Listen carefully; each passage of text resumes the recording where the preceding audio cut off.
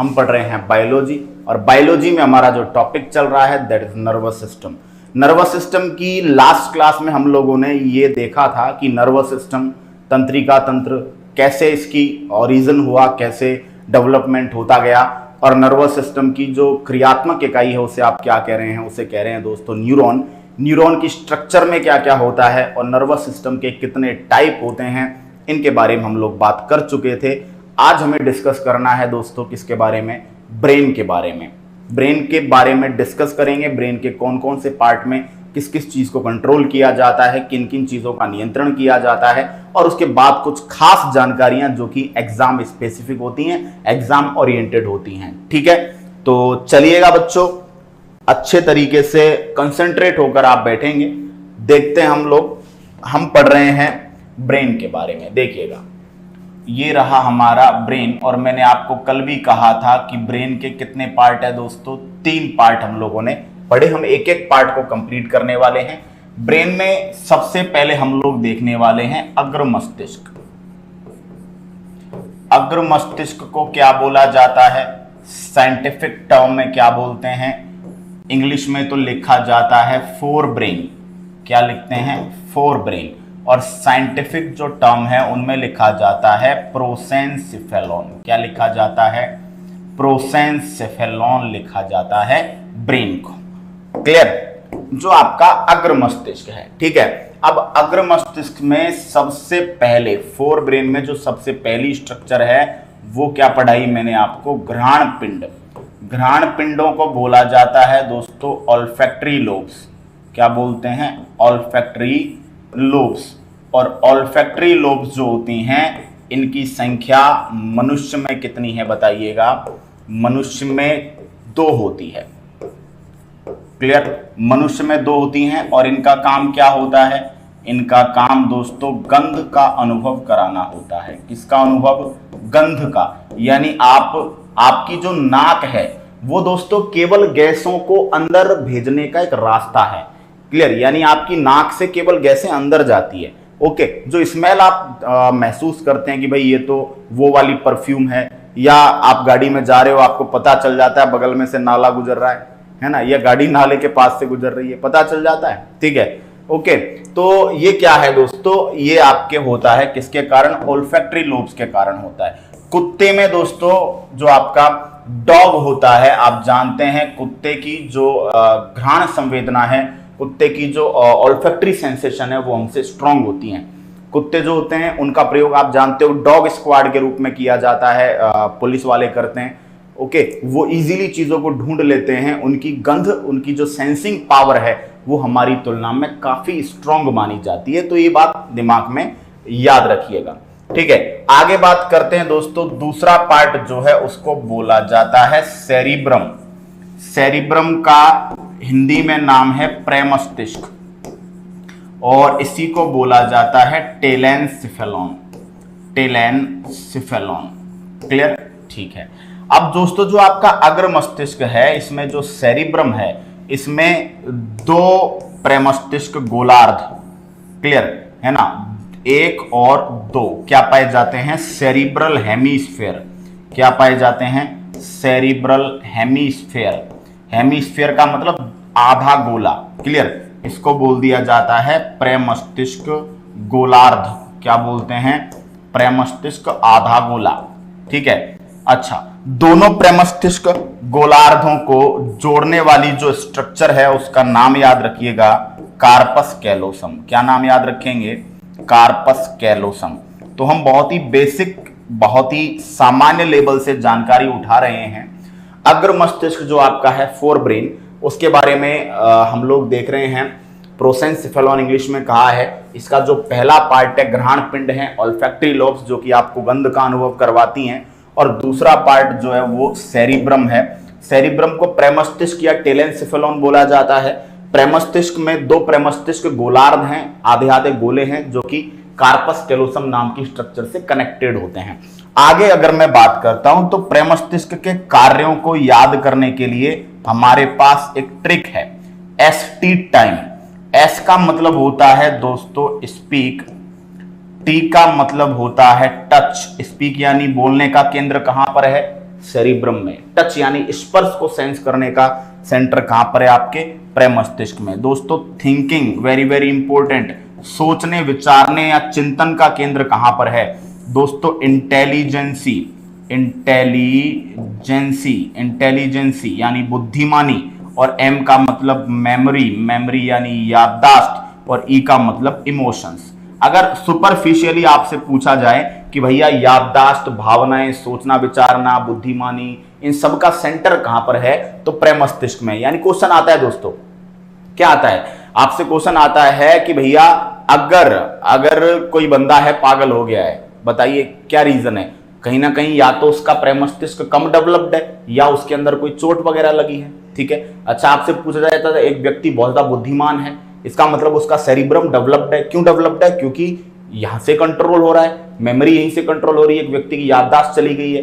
बताइए उसका कौन सा हिस्सा डैमेज हो चुका? प्रमस्तिष्क डैमेज हो चुका। अच्छा एक चीज और हम बात करेंगे दोस्तों, जो आपका सेरिब्रम है, जो आपका प्रमस्तिष्क है, इसमें क्या पाए जाते हैं? उभार एवं गर्त पाए जाते हैं। इसमें मतलब उतार चढ़ाव पाए जाते हैं, उभार एवं गर्त, इस तरह के उभार और गर्त पाए जाते हैं। क्लियर? इनको बोला जाता है गायरी व सल्सी। इंग्लिश में क्या बोलते हैं? Gayri and सल्सी।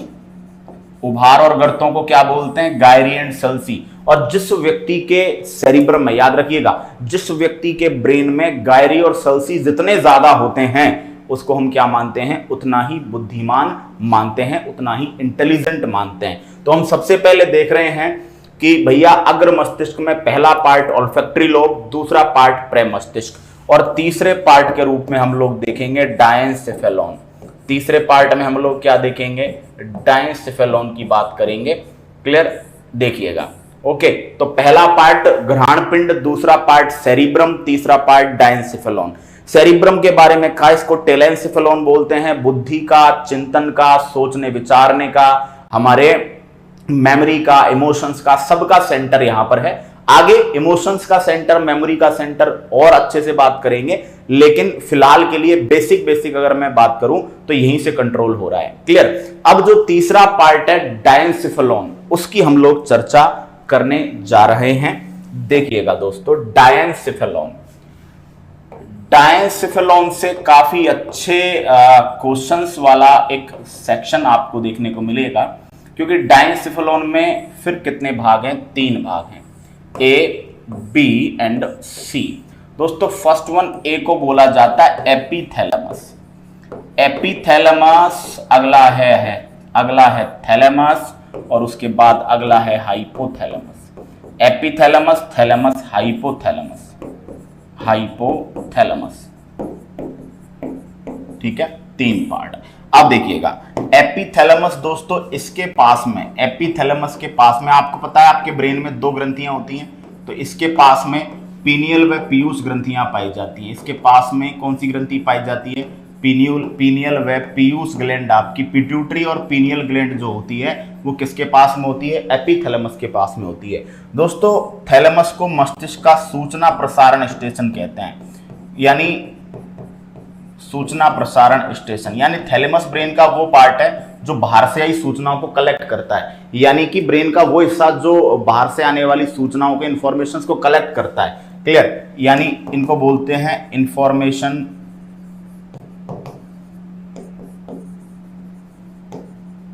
Transmission centre. Clear? ये आपके सूचनाओं का प्रसारण केंद्र कहलाता है। और उसके बाद दोस्तों हाइपोथैलेमस, हाइपोथैलेमस को क्या बोलते हैं? हाइपोथैलेमस को थर्मोस्टेट कहते हैं दोस्तों, थर्मोस्टेट कहते हैं।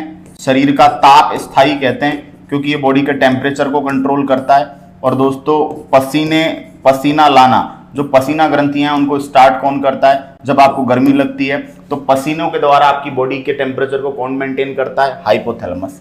हाइपोथैलेमस साथ ही साथ दोस्तों भूख, प्यास और तृप्ति का मतलब होता है सैटाइटी। क्लियर? दर्द का अनुभव। खैर पेन के अनुभव के लिए और भी काफी सारे आपके ब्रेन में पॉइंट्स हैं, लेकिन हाइपोथैलेमस भी हेल्प करता है। तो मेनली तो आप ध्यान रखेंगे, एक तो भूख, प्यास और तृप्ति का अनुभव। ये राजस्थान पुलिस सब इंस्पेक्टर 2008 में आया था कि भूख लगना और खाना खाने के बाद तृप्ति मतलब सेटिस्फैक्शन मतलब आनंद आ गया, ऐसा बोलते हैं ना कुछ खा के, आप पेट भरा है, अब शांति मिली है, दैट इज तृप्ति। क्लियर? तो भूख, प्यास, तृप्ति, और दोस्तों इसके अलावा ताप नियंत्रण, इसका काम कौन करता है? हाइपोथैलेमस करता है। और याद रखिएगा दोस्तों, हाइपोथैलेमस को सुपर मास्टर कहा जाता है। क्या बोलते हैं? Super master. क्लियर? हाइपोथैलेमस को क्यों सुपर मास्टर कहते हैं? क्योंकि दोस्तों ये पिट्यूटरी जो कि मास्टर ग्रंथि है, पिट्यूटरी पर अपना कंट्रोल मेंटेन करता है, पिट्यूटरी पर अपना नियंत्रण रखता है, इसलिए इसको क्या बोला जाता है? इसको सुपर मास्टर या मास्टर ऑफ मास्टर कहा जाता है। तो बच्चों डायनसेफेलॉन के 3 पार्ट हो गए, एपिथैलेमस, थैलेमस, हाइपोथैलेमस। एपिथैलेमस के पास पीनियल और पिट्यूटरी ग्लैंड होती है। थैलेमस जो है वो आपका मस्तिष्क का सूचना प्रसारण स्टेशन कहलाता है। और दोस्तों हाइपोथैलेमस आपके भूख प्यास को कंट्रोल करता है, तृप्ति को, सैटिस्फैक्शन को कंट्रोल करता है, पेन को फील करने में आपकी हेल्प करता है, और आपके थर्मोरेगुलेशन के अंदर तापमान नियंत्रण में क्या करता है? मदद करता है। क्या ये बात समझ में आ गई? ठीक है। अब फोर ब्रेन के अंदर अगर मैं बात करूं तो बेसिक इतना ही। लेकिन दोस्तों अग्र मस्तिष्क से ही जुड़ा हुआ एक तंत्र है जिसको बोला जाता है लिम्बिक सिस्टम। क्या बोलते हैं? लिम्बिक तंत्र। लिम्बिक तंत्र जो होता है ये जनरली आपकी इमोशंस को कंट्रोल करता है, आपका भावनात्मक केंद्र। ये इमोशंस कंट्रोल, आपकी भावनाओं को कंट्रोल करने का काम। भावनाओं में सुख दुख है ना, हैप्पीनेस हो गया, सैडनेस हो गया, ईर्ष्या मतलब जलन, ओके, किसी से नफरत करना, हेट करना, प्यार करना, लव करना, ये क्या है? आपकी फीलिंग्स हैं। तो लिम्बिक सिस्टम है दोस्तों। लिम्बिक सिस्टम में 4 आपके पार्ट आप पढ़ेंगे, हिप्पोकैम्पल लोब। ये दोस्तों दरियाई घोड़े के जैसी, हिप्पोकैम्पस किसको बोलते हैं? दरियाई घोड़ा। तो हिप्पोकैम्पस के जैसी एक लोब है, एक पाली है ब्रेन के अंदर, ये आपके हेल्प करती है। दूसरा दोस्तों आपके एमिगडाला, दूसरा एक पार्ट है जिसको क्या बोलते हैं? एमिगडाला। और तीसरा जो पार्ट है मोस्ट इंपोर्टेंट वो आपका हाइपोथैलेमस है। हाइपोथैलेमस, ये 3 मेन पार्ट हैं, और भी कुछ हिस्से हैं बट 3 मेन पार्ट हैं, hippocampal lobe, amygdala and hypothalamus. ये आपके लिम्बिक सिस्टम का हिस्सा है। और हमारी बॉडी के अंदर याद रखिएगा, हमारी बॉडी में, हमारे शरीर में दोस्तों इमोशंस के कंट्रोल का जो सेटलमेंट है वो आपके कहां पर होता है दोस्तों? आपके लिम्बिक सिस्टम के अंदर होता है। चलिए क्लियर? तो जल्दी से जल्दी स्क्रीनशॉट लीजिएगा। चलिए ओके,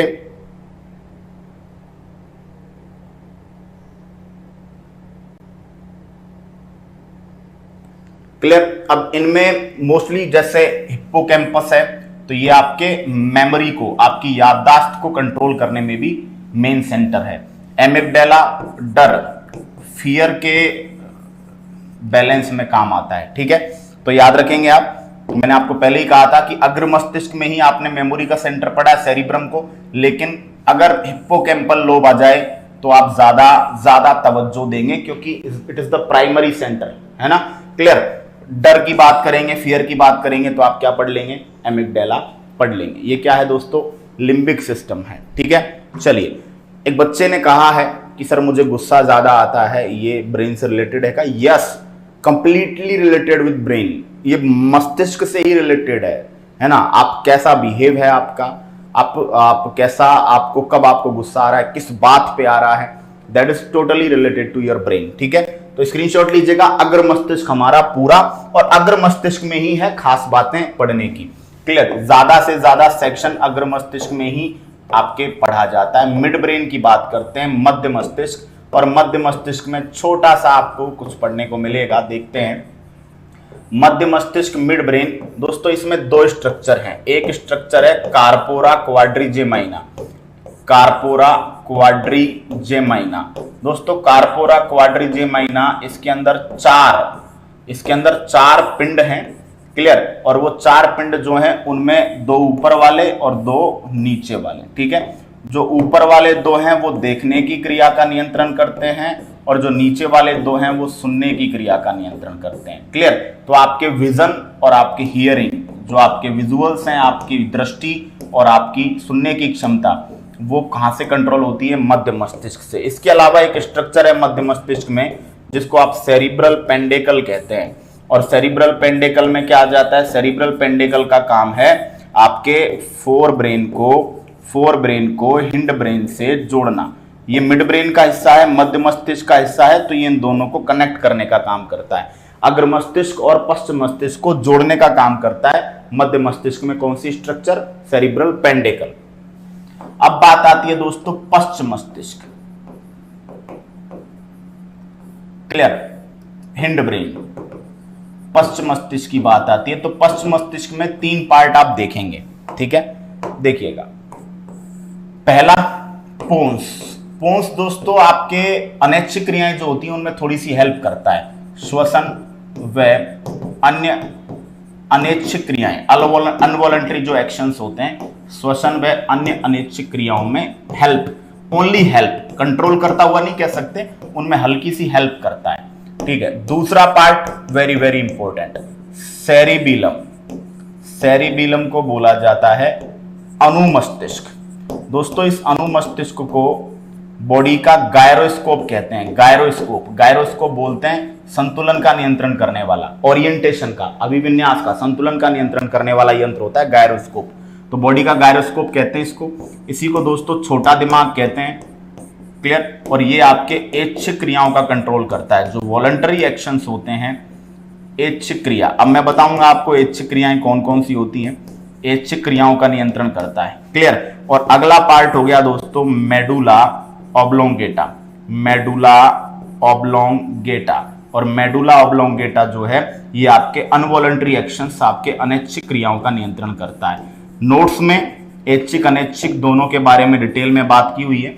ऐच्छिक क्रियाओं में जैसे कि दोस्तों चलना, जैसे कि वॉकिंग, जैसे कि रनिंग, दौड़ना, डांस करना, नृत्य करना, एक्सरसाइज करना, व्यायाम करना, हंसना, लाफिंग, ठीक है, जैसे कि बॉडी बैलेंस इंपॉर्टेंट है, शरीर का संतुलन बनाना वॉलंटरी है, ऐच्छिक है। मांसपेशियों का संचालन, आप अपनी मसल्स को चला रहे हो, मैं अपनी इच्छा से कर रहा हूं, ऐसे मारा, थप्पड़ मारा, मसल्स की वजह से, गति हमेशा मसल्स की, मांसपेशियों की वजह से होती है, ठीक है। तो मांसपेशियों का संचालन ये किसके द्वारा होता है?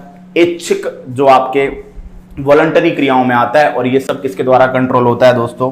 सेरिबीलम के द्वारा कंट्रोल होता है। शराब पीने पर एक व्यक्ति लड़खड़ाता है, ऊंचाई का अनुभव नहीं कर पाता, अपनी बॉडी का संतुलन नहीं बना पाता, तो क्वेश्चन आता है कि शराब पीने पर सबसे पहले प्रभावित होने वाला हिस्सा कौन सा है? सेरिबीलम है।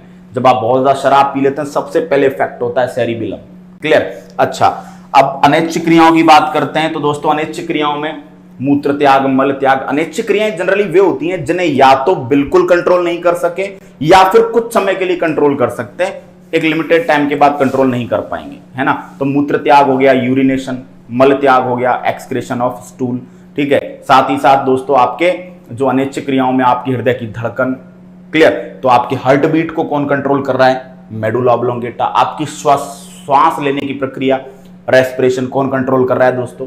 मेडुला, ठीक है। तो आपके सांस लेना, आपके हृदय का धड़कना, आपका मूत्र त्याग, मल त्याग, निगलना उगलना, चीजों को निगलते हैं, एक बार जो चीज अंदर चली गई, गले से निकल गई अंदर, ठीक है, तो वो चली गई अंदर, तो निगलना उगलना अनवॉलंटरी है, अनैच्छिक है।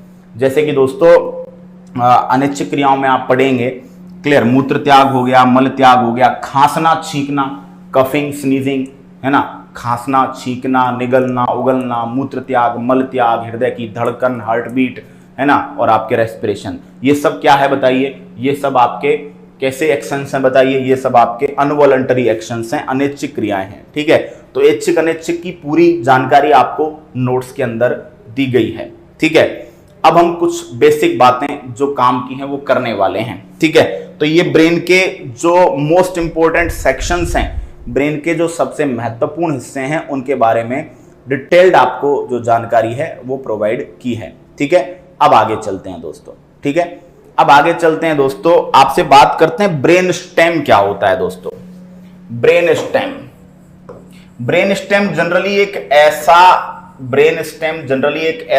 स्टेम तने के जैसी या एक स्तंभ के जैसी संरचना है। जैसे तना स्तंभ होता है ना प्लांट के अंदर, प्लांट को यांत्रिक सहारा प्रदान करता है, मैकेनिकल स्ट्रेंथ प्रोवाइड करता है। इसी तरह ब्रेन स्टेम जो है वो पूरे ब्रेन को क्या करता है? स्ट्रेंथ प्रोवाइड करता है। तो ब्रेन स्टेम किस किस से मिलकर बना, एक क्वेश्चन आता है। तो ब्रेन स्टेम में अग्र मस्तिष्क का पार्ट होता है डायंसिफेलोन, अग्र मस्तिष्क का पिछला हिस्सा, क्लियर, मिड ब्रेन, इसके बाद दोस्तों पोन्स और मेडुला, याद रखेंगे, वेरी वेरी इंपॉर्टेंट क्वेश्चन आ जाता है कि कौन कौन ब्रेन स्टेम का हिस्सा है। तो अग्र मस्तिष्क में डायंसिफेलोन है, क्लियर, मध्य मस्तिष्क में मिड ब्रेन पूरा का पूरा, और पोन्स और मेडुला ये किस में है बताइए, आपके पश्च मस्तिष्क के अंदर हैं। तो ये हिस्से किस में आते हैं दोस्तों, आपके ब्रेन स्टेम में आते हैं, याद रखेंगे, क्लियर। इनसे मिलकर क्या बनता है आपका ब्रेन स्टेम। एक इंपॉर्टेंट क्वेश्चन है बड़ी एग्जाम्स के लिए, लेवल एग्जाम्स के लिए, ठीक है। मस्तिष्क को मैकेनिकल स्ट्रेंथ, मस्तिष्क को यांत्रिक सहारा प्रदान करता है, पूरे ब्रेन को क्या करता है, होल्ड करता है अपने ऊपर पूरे ब्रेन के वेट को क्या करता है, सहता है, टॉलरेट करता है, ठीक है, क्लियर। अब चलिए अब बात करते हैं दोस्तों, हमारे मानव शरीर में जो स्पीड ऑफ नर्व इंपल्स है, स्पीड ऑफ नर्व इंपल्स, हमारे शरीर में जो तंत्रिका आवेग की या सूचनाओं की गति है, तंत्रिका आवेग की गति कितनी है बताइएगा। हमारे शरीर में तंत्रिका आवेग की या सूचना की, इंफॉर्मेशन की जो स्पीड है वो लगभग 130 to 200 मीटर पर सेकंड है। यानी कि कांटा लगता है, कांटा चुभते ही आपको पता लगा, आपने तुरंत हाथ भी हटा दिया, है ना। जितनी देर में आपने हाथ हटाया ना, उतनी देर में तो कांटा लगने का मैसेज चला गया ब्रेन के पास, और ब्रेन ने कह भी दिया हाथ हटा, समझ रहे हो। तो ये बहुत ही फास्ट एक्शंस होते हैं, ठीक है, तो बहुत क्विक रेस्पॉन्स है, क्लियर। तंत्रिका आवेग के संचरण के लिए कौन कौन से आयन जिम्मेदार होते हैं, तो सोडियम और potassium, sodium plus potassium plus ion जो होते हैं तंत्रिका आवेग के या सूचनाओं के प्रवाह के लिए जरूरी होते हैं। और दोस्तों वे पदार्थ जो तंत्रिका आवेग की गति को क्या करते हैं, वे पदार्थ जो नर्व इंपल्स की स्पीड को क्या कर सकते हैं, बढ़ा सकते हैं, घटा सकते हैं, उनको बोला जाता है न्यूरोट्रांसमीटर्स। क्या बोलते हैं, न्यूरोट्रांसमीटर। क्या बोलते हैं दोस्तों, न्यूरोट्रांसमीटर के नाम से उन्हें जाना जाता है, क्लियर है ना। तो वे पदार्थ जो नर्व इंपल्स की स्पीड को, है ना, तंत्रिका आवेग की स्पीड को घटा बढ़ा सकते हैं, उन्हें क्या बोलते हैं, न्यूरोट्रांसमीटर। और न्यूरोट्रांसमीटर में एक्साइटेटरी भी हो सकते हैं। एक्साइटेटरी का मतलब ये क्या करेंगे, स्पीड को, एक्साइटेटरी का मतलब होता है स्पीड को बढ़ाएंगे, और इनहिबिटरी का मतलब होता है इनहिबिट करना, इनहिबिट का मतलब संदूषण करना, रोकना, ये क्या करेंगे, स्पीड को घटाएंगे, क्लियर। तो दोस्तों आप याद रखेंगे एड्रेनलिन क्या है, न्यूरोट्रांसमीटर है। इसके अलावा दोस्तों जो सबसे बेस्ट और सबसे इंपॉर्टेंट नाम है वो है दोस्तों एसिटाइल कोलिन।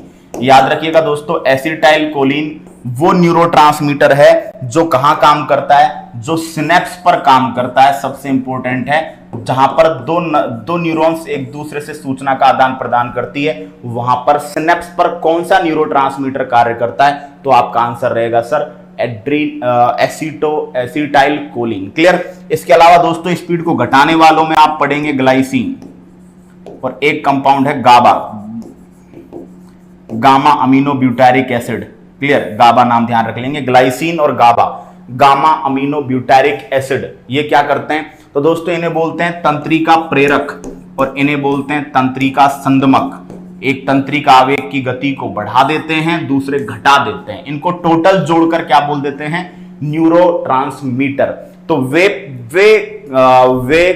केमिकल्स जो नर्व इंपल्स की स्पीड को, क्लियर। इसी तरह दोस्तों आप याद रखेंगे डोपामीन बताऊंगा, इनके बारे में बताऊंगा, आप टेंशन मत लीजिएगा, क्लियर। डोपामीन के बारे में भी बताऊंगा आपको। चलिए दोस्तों, तो स्पीड ऑफ नर्व इंपल्स तंत्रिका आवेग की गति मानव शरीर में 130 से 200 मीटर पर सेकंड है, क्लियर। सूचनाओं के आदान प्रदान के लिए सोडियम और पोटेशियम आयन जिम्मेदार हैं।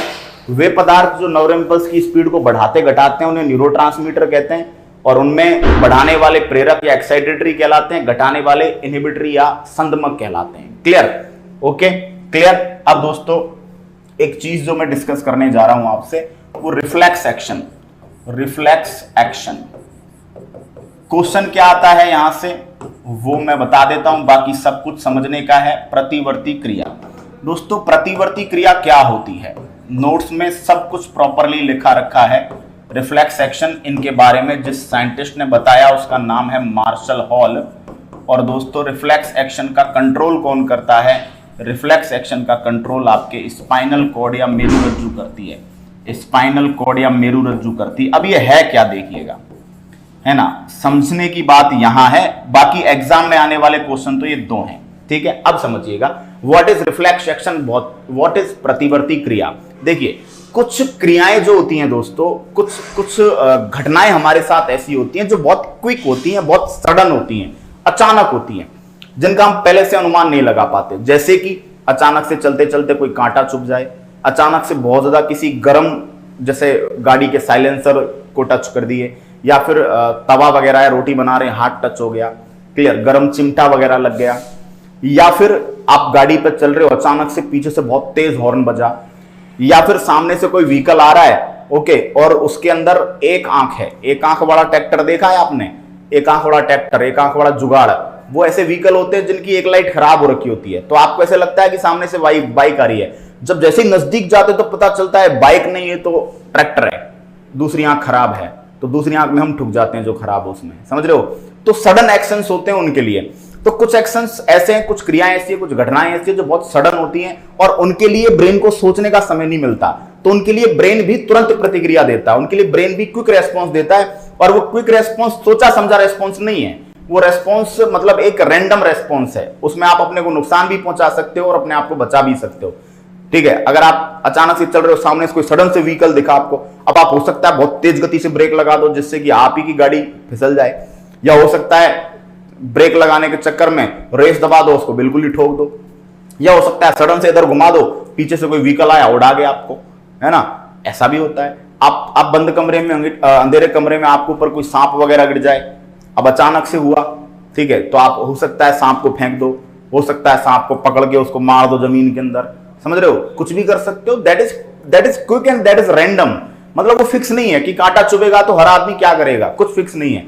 हो सकता है कि आप तुरंत से बैठ जाएं, हो सकता है आप रोने लग जाए, हो सकता है आप जोर से चिल्लाने लग जाए, हो सकता है आप चलते ही रहें कि घर जाके देखेंगे, डिपेंड करेगा कि कुछ भी क्या आपका प्रतिक्रिया है। तो दोस्तों लैंग्वेज सुनिएगा, अचानक होने वाली क्रियाओं के विपरीत, यानी जो सडन एक्शंस होते हैं उनके अगेंस्ट ब्रेन का रेस्पॉन्स, अचानक होने वाली क्रियाओं के विपरीत तंत्रिका तंत्र की तुरंत प्रतिक्रिया जो होती है वो क्या कहलाती है, वो प्रतिवर्ती क्रिया कहलाती है। क्लियर, प्रतिवर्ती क्रिया में कांटा चुभना, उसके बाद का रेस्पॉन्स, ठीक है, गर्म वस्तु अचानक छू लेने के बाद का रेस्पॉन्स, आंखों में अचानक कचरा चला जाए उसके बाद का रेस्पॉन्स, आप बैठे हैं अचानक से पीछे से कोई आकर जोर से आपको डरा दे, हु ऐसे डराते हैं ना कुछ लोग, धीरे धीरे आते हैं अंधेरे में जोर से चिल्लाते हैं, हो सकता है आप खुद चिल्लाने लग जाए, हो सकता है आपको फर्क ही ना पड़े, हो सकता है आप उसकी धुनाई कर दें, कुछ भी हो सकता है आपको जोर से उसको कस के पकड़ ले, एनीथिंग इज पॉसिबल, ठीक है। ये सब क्या है, रिफ्लेक्स एक्शन है।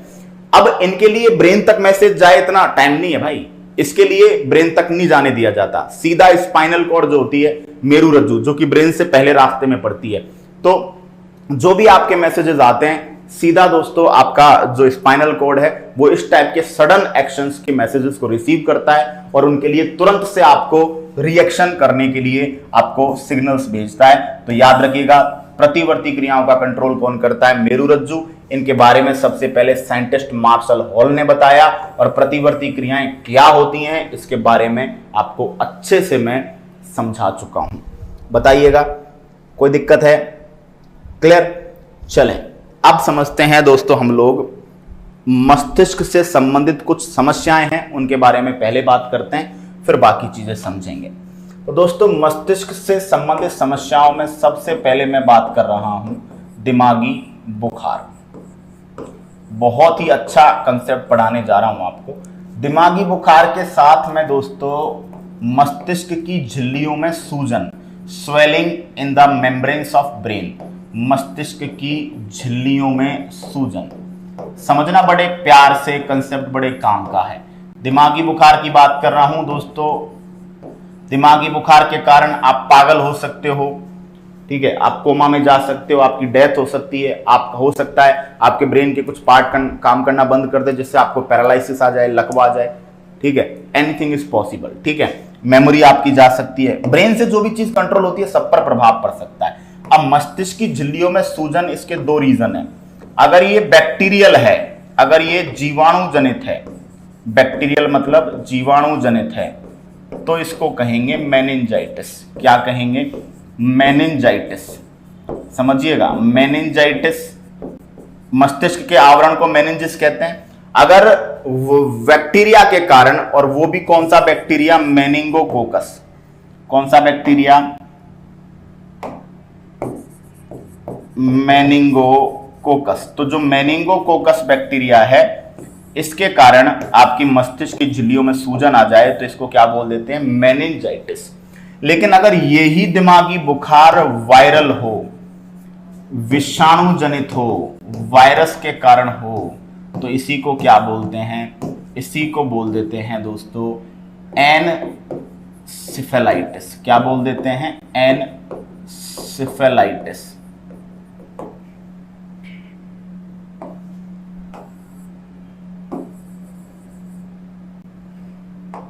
क्या बोल देते हैं इसी को?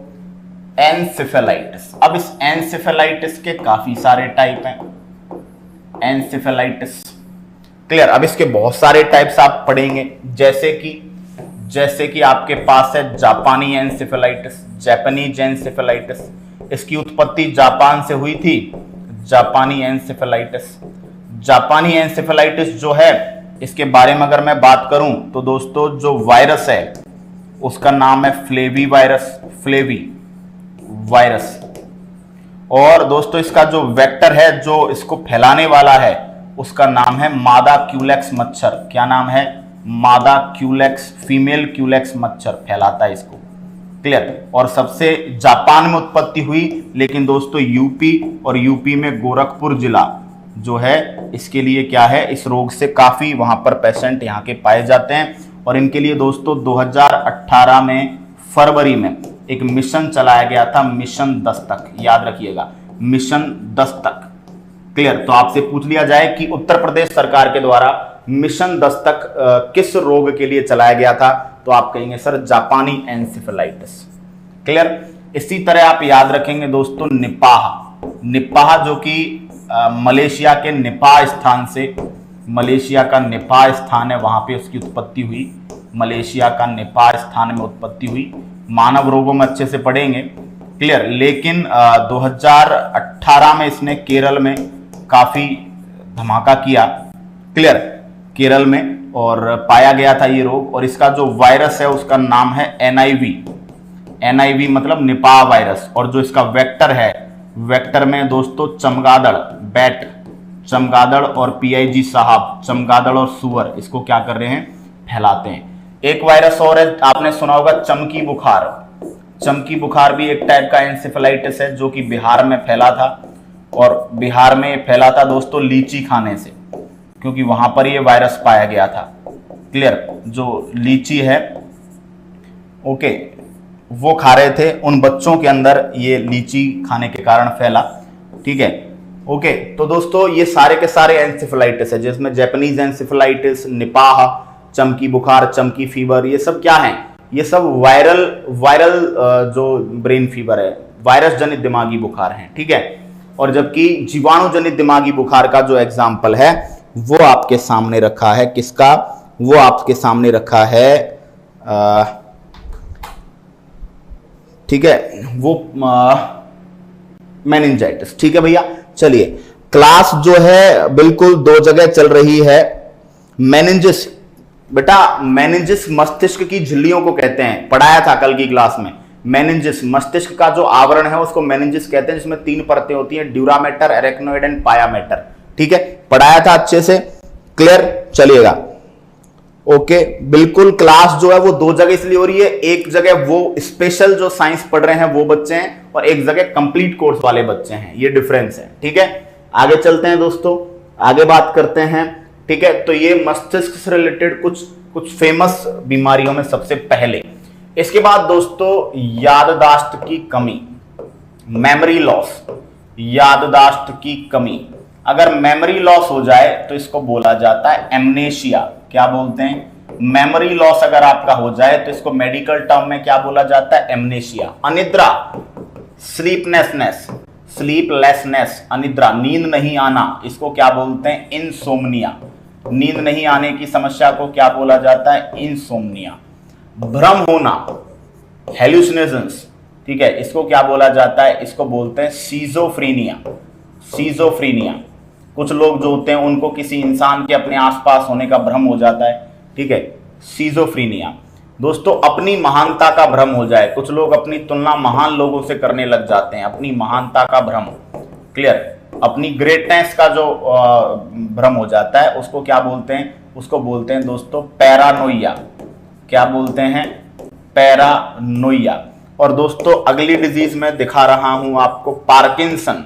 पार्किंसन रोग जनरली बुजुर्गों में होती है और इसमें क्या होता है दोस्तों, बॉडी में कंपन होते हैं, बॉडी में वाइब्रेशन होते हैं, क्लियर, यानी कि समझिएगा मसल्स जो होती हैं, मसल्स का ब्रेन से कांटेक्ट कमजोर पड़ जाता है, मांसपेशियों का ब्रेन से संपर्क इस रोग में क्या पड़ जाता है, वीक हो जाता है, कमजोर हो जाता है, जिसके कारण दोस्तों जो बुजुर्ग लोग हैं उनमें क्या होता है, उनमें गांव में इसको हलनी बाय बोलते हैं, हलनी, क्योंकि वो हिलता रहता है, है ना। ये लोग ऐसे होते हैं, बैठे रहेंगे और भाई क्या हाल है, क्या कर रहा है, ऐसे हिलते रहते हैं। चाय भी पियेंगे तो ऐसे ऐसे ऐसे ऐसे हिलता रहेगा, समझ रहे हो। तो इनकी बॉडी में वाइब्रेशंस होते रहते हैं। तो याद रखिएगा, याददाश्त की कमी, memory loss, amnesia, sleeplessness, insomnia, hallucinations होना, भ्रम होना, सीजोफ्रीनिया, अपनी ग्रेटनेस का भ्रम हो जाए, पैरानोइया, पार्किंसन डिजीज दोस्तों, बॉडी में वाइब्रेशंस होने लग जाते हैं। और याद रखिएगा अल्जाइमर, है ना, ये सब ब्रेन से रिलेटेड प्रॉब्लम्स हैं। तो अल्जाइमर में याद रखिएगा दोस्तों, व्यक्ति जो है वो उम्र के साथ मंदबुद्धि होने लग जाता है। मंदबुद्धि होने की प्रॉब्लम को डिमेंशिया बोलते हैं। क्या बोलते हैं, डिमेंशिया, क्लियर। और साथ ही साथ मेमोरी लॉस, अगर उम्र बढ़ने के साथ साथ जो बच्चा है वो डिमेंशिया की प्रॉब्लम से और मेमोरी लॉस की कमी से ग्रसित होने लग जाए तो इसको क्या बोलते हैं, अल्जाइमर। और एक प्रॉब्लम है दोस्तों एपिलेप्सी, जिसको बोला जाता है मिर्गी, मिर्गी का दौरा। मिर्गी का दौरा दोस्तों क्या है, देखिए बचपन की कोई प्रतिकूल परिस्थिति हो, बचपन की कोई दुर्घटना, कोई ऐसी याददाश्त जो कि बहुत ज्यादा बंदा इमोशनली कनेक्टेड है उससे, तो कभी कभी मिर्गी की जो प्रॉब्लम उसमें यही होता है कि जो पेशेंट है उसको जब चाहे जहां चाहे अपने पास्ट की जो इमेजेस हैं, पास्ट के जो प्रतिबिंब हैं, इमेजेस हैं, वो उसके ब्रेन में स्टार्ट हो जाते हैं और वो उनसे इतना कनेक्टेड हो जाता है कि उसको प्रेजेंट का कोई लेना देना ही नहीं रहता। रोड पे चल रहा है, गाड़ी चला रहा है और अचानक से पास्ट से कांटेक्ट हो गया ब्रेन का, पास्ट की जो इमेजेस हैं, जो हाईली इमोशनली कनेक्टेड इमेजेस है ना, वीडियोस भी चल सकते हैं, ओके, वो उसको दिखने लग जाता है। तो वो बिल्कुल डिस्कनेक्ट हो जाता है प्रेजेंट से, उसे नहीं पता होता सामने से क्या आ रहा है, आंखें खुली होती है बट दिख नहीं रहा होता उसे उस समय का। क्यों, क्योंकि मैं पहले भी कह चुका हूं कि eyes are just a camera, image brain बनाता है, आंख जस्ट कैमरा है, इमेज कैप्चर करती है, इमेज को दिखाने का काम ब्रेन का है, ठीक है। तो वही इंपॉर्टेंट चीज है, क्लियर। तो ऐसे लोग जब मिर्गी का दौरा वगैरह आता है तो ऐसे लोगों को क्या करते हैं, ऐसे लोगों को ना बदबू से बदबूदार एकदम मोजे सुंघाए जाते हैं। अब सोचो गंदे लोग भी जरूरी है, वरना अगर किसी गांव में सारे लोग साफ सुथरे रहें तो बदबूदार मोजे मिलेंगे नहीं किसी के, फिर मिर्गी का इलाज कैसे करोगे। तो मतलब खोटा सिक्का भी काम आता है ना। तो जो बड़े बुजुर्ग लोग होते हैं वो बताते हैं कि भाई जो मिर्गी का रोगी होता है उसको एकदम बदबूदार से बदबूदार मोजे वगैरह सुंघाए जाते हैं, जूते सुंघाए जाते हैं। क्यों, क्योंकि गंध जो होती है ना, स्मेल सेंसिंग जो होती है, उसकी संवेदना सबसे फास्ट होती है ब्रेन में, ठीक है। तो वो गंध जब जाती है ना बदबूदार ऐसे जूतों की, तो उसका ब्रेन उसको बोलता है साले तेरे साथ प्रेजेंट में पास्ट से भी बुरा हो रहा है, क्या पास्ट याद कर रहा है तू, तो जट से प्रेजेंट में आ जाता है, समझ गए। तो ये ब्रेन के लिए मिर्गी का एक दौरा बहुत ज्यादा खतरनाक होता है। खतरनाक का मतलब मिर्गी का एक दौरा जो होता है उसका ब्रेन पर काफी इफेक्ट पड़ता है, जिससे मस्तिष्क धीरे धीरे क्या होता चला जाता है, कमजोर होता चला जाता है। तो ये कुछ मानसिक समस्याएं हैं जिनको आप क्या करेंगे दोस्तों। इसके साथ साथ दोस्तों अगर व्यक्ति की नर्व्स, व्यक्ति की तंत्रिकाएं उम्र के साथ डैमेज होने लग जाएं, उम्र के साथ क्षतिग्रस्त होने लग जाएं, उम्र के साथ तंत्रिकाएं क्षतिग्रस्त होने लग जाएं, तो इसको क्या बोला जाता है, इसको हंटिंगटन रोग बोलते हैं। और ऐसा बोला जाता है कि इसके पेशेंट ज्यादा लंबे समय तक जिंदा नहीं रहते। इसके अलावा मैंने आपको बताया था वे बच्चे जिनको बचपन में ऑक्सीजन नहीं मिल पाती तो बच्चे विकलांग रह जाते हैं। क्यों, क्योंकि उनके ब्रेन के कुछ हिस्से जो हैं वो एक्टिव ही नहीं हो पाते। तो उन बच्चों में जो प्रॉब्लम होती है है ना, शिशुओं में, शिशु को, कोई शिशु हो जो पैदा हुआ है, नवजात शिशु, क्लियर, नवजात शिशु जो है उसको ऑक्सीजन की क्या रह गई, कमी। ऑक्सीजन की कमी अगर रह जाती है तो उसको कौन सी बीमारी हो जाती है, सेरिब्रल पॉल्सी। कौन सी बीमारी हो जाती है, सेरिब्रल पॉल्सी, और इसको ऑटिज्म भी कहते हैं। क्या बोलते हैं, ऑटिज्म। और इसका कोई इलाज भी नहीं है यार, है ना। ये बच्चे पैदा होते समय तो ठीक ठाक दिखते हैं, क्लियर, लेकिन बाद में जब इनके चलने का टाइम आता है या इनके बोलने का टाइम आता है तो ये बोल नहीं पाते। तब मदर फादर को रियलाइज होता है कि भाई उनका जो बच्चा है वो इस परेशानी से ग्रसित है, और तब इसका कोई भी ट्रीटमेंट नहीं है। ठीक है बच्चों, क्लियर, बात समझ में आ गई यहां तक, है ना। चलिएगा, लीजिएगा स्क्रीनशॉट। अब कुछ सामान्य सी बातें हैं जो हम डिस्कस करनी है, हमें देखेंगे। देखिएगा दोस्तों ब्रेन और स्पाइनल कॉर्ड, मस्तिष्क और स्पाइनल कॉर्ड को, मस्तिष्क और मेरुरज्जु को, है ना, जो आपके प्रोटेक्शन देता है, जो सुरक्षा देता है, उस द्रव को क्या बोला जाता है, CSF। उस द्रव को सेरिब्रो स्पाइनल फ्लूइड कहते हैं, सेरिब्रो स्पाइनल फ्लूइड। और सेरिब्रो स्पाइनल फ्लूइड की मात्रा लगभग कितनी होती है, 150 ml पाई जाती है। ठीक है। और दोस्तों ये जो सेरिब्रो स्पाइनल फ्लूइड है, ये ब्रेन के अंदर किन संरचनाओं में इकट्ठा रहता है, वेंट्रिकल्स में। क्लियर, किन के अंदर होता है बताइए, वेंट्रिकल। वेंट्रिकल का मतलब ब्रेन में कितने निलय पाए जाते हैं, 4 निलय। कई लोग सोचते हैं ब्रेन में निलय नहीं होंगे, ब्रेन के अंदर निलय हैं, जैसे हार्ट में निलय होते हैं वो अलग चीज है, लेकिन ब्रेन के अंदर भी 4 वेंट्रिकल्स होते हैं। और उन वेंट्रिकलों में कौन सा द्रव भरा रहता है, CSF भरा रहता है। ठीक है। इसके अलावा दोस्तों मस्तिष्क के नीचे, मस्तिष्क के आधार पर सभी धमनियों का जुड़ाव बिंदु, सभी या बहुत सारी धमनियों का जो जुड़ाव बिंदु है ना, जंक्शन है, उसको क्या बोलते हैं, उसको सेंटर ऑफ विलीज कहते हैं। क्या बोलते हैं, सेंटर ऑफ विलीज। याद रखिएगा, यहां पे होता है, देखिए मैं बता देता हूं, यहां पे मस्तिष्क के आधार में जो जितनी भी आर्टरीज ब्रेन को ब्लड सप्लाई करती हैं, है ना, स्पेशली सेरिब्रम को, ओके, तो वो जितनी भी धमनियां ब्रेन को ब्लड सप्लाई करती है, उन सबका जो जॉइंट है वो एक जंक्शन पर होता है, उसको क्या बोलते हैं, सेंटर ऑफ विलीज कहते हैं दोस्तों। क्लियर। स्केलेटल सिस्टम में बताया था दोस्तों, ये आपका मान लीजिए मस्तिष्क है, तो मस्तिष्क के किस छिद्र से आपके स्पाइनल कॉर्ड, और स्पाइनल कॉर्ड के चारों तरफ मेरुरज्जु निकलती है। क्यों स्पाइनल कॉर्ड के चारों तरफ रीढ़ की हड्डी, क्यों, क्योंकि हमारी जो स्पाइनल कॉर्ड है वो किसके अंदर से गुजरती है, रीढ़ की हड्डी के अंदर से गुजरती है। तो जिस छिद्र से आपके स्पाइनल कॉर्ड निकलती है उसको क्या बोलते हैं, फोरामेन, इसको महारंध्र बोला जाता है ना। तो ये भी याद रखेंगे कि हमारी जो स्पाइनल कॉर्ड है वो किस छिद्र से बाहर निकलती है, तो महारंध्र से। और हमारा मेरुरज्जु जो है वो किसके अंदर सुरक्षित रहता है, तो आपका आंसर रहेगा दोस्तों, आपका आंसर रहेगा कि सर वो आपके महारंध्र फोरामेन से निकलती है, और आपके जो आपकी रीढ़ की हड्डी है उसके अंदर क्या रहती है बताइएगा, सुरक्षित रहती है। ठीक है, बोलिए कोई दिक्कत है यहां तक, क्लियर। चलिएगा, है ना।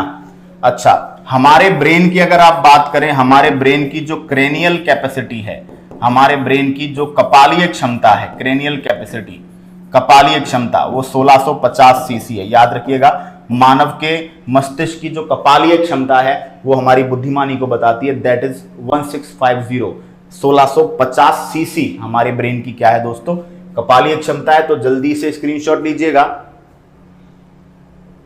जल्दी से स्क्रीनशॉट लीजिएगा भाई, क्लियर।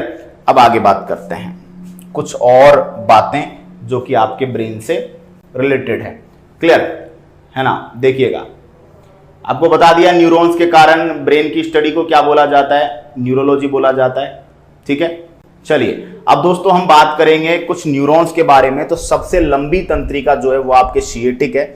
सबसे बड़ी तंत्रिका देखिए, सबसे लंबी कौन सी है बताइए, शिएटिक, क्लियर। सबसे लंबी हो गया, सबसे पतली व छोटी, सबसे पतली व छोटी जो आपके नर्व है नर्व की बात कर रहे हैं, सबसे पतली व छोटी जो नर्व है वो है आपके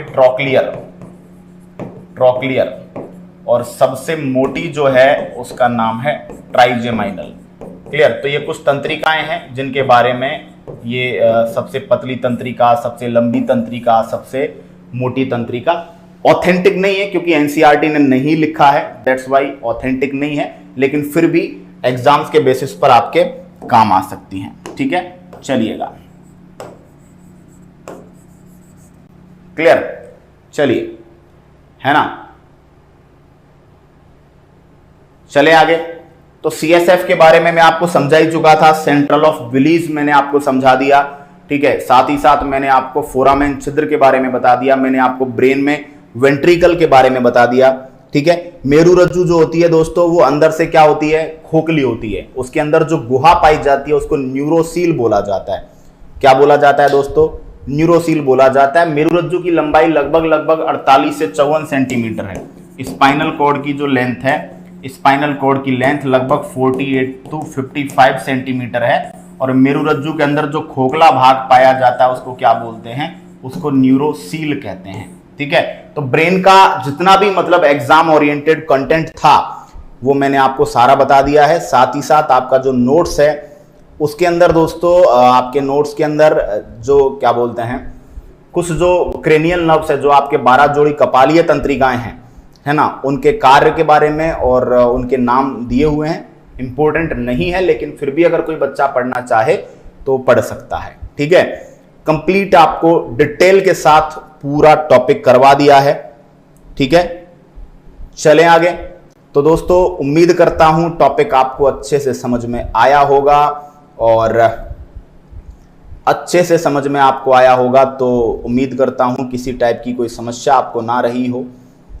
ठीक है, अच्छा, आपसे कोई पूछ ले दोस्तों कि सबसे बड़ी कपालीय और मेरु तंत्रिका, ऐसे पूछ ले आपसे, सबसे बड़ी कपालीय और मेरु तंत्रिका, है ना, क्योंकि क्रेनियल में अलग आंसर आ सकता है, कपालीय और मेरु तंत्रिका, सबसे बड़ी क्रेनियल नर्व और स्पाइनल नर्व। तो देखिए इस बात का अंतर आप देख पाएंगे कि सबसे लंबी तो यूं तो सिएटिक है, लेकिन सिएटिक जो है मेरु तंत्रिका है, तो कपालीय में आप वेगस तंत्रिका याद रखेंगे और मेरु में आप सिएटिक याद रखेंगे। ठीक है, तो वेगस और सिएटिक ये नाम आप इस तरह पढ़ सकते हैं। उम्मीद करता हूं टॉपिक आपको अच्छे समझ में आया होगा। नर्वस सिस्टम कंप्लीट डिटेल्स के साथ आपको डिलीवर कर चुका हूं। अब अभी आपको ऊपर है कि आप ज्यादा से ज्यादा प्रैक्टिस करें। हो सकता है इक्का दुक्का कोई बड़ी मुश्किल से कोई मतलब कहीं से निकाल के ले आए तो कोई question pre medical level exams में से आपको देखने को मिल सकता है, लेकिन फिर भी मेरा यह वादा है कि जनरल साइंस का इससे बेटर कंटेंट, और वो भी जब नर्वस सिस्टम देखोगे, एक एक टॉपिक पर आपको छूट है। आप किसी भी टीचर के नोट्स जाके मिलाइए, यूट्यूब पर देखिए, ये जो कंटेंट आपको डिलीवर किया है इस लेवल का कंटेंट नहीं हो सकता, न भूतो न भविष्यति, न भूतकाल में संभव था और न भविष्य काल में संभव होगा। तो चलिए दोस्तों आगे बात करेंगे अगली कक्षा में, तब तक के लिए टाटा बाय बाय, जय हिंद।